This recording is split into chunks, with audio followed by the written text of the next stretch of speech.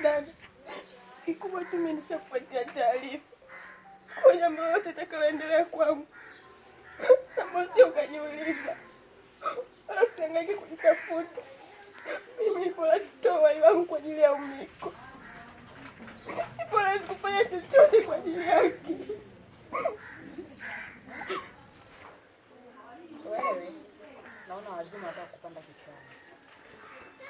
Hapo ulipo sasa hivi akili zako ni za kuongea tu, za kuvukia barabara wewe. Naomba uinuke uingie ndani ukapumzike. Ukiamka utaamka na akili mpya.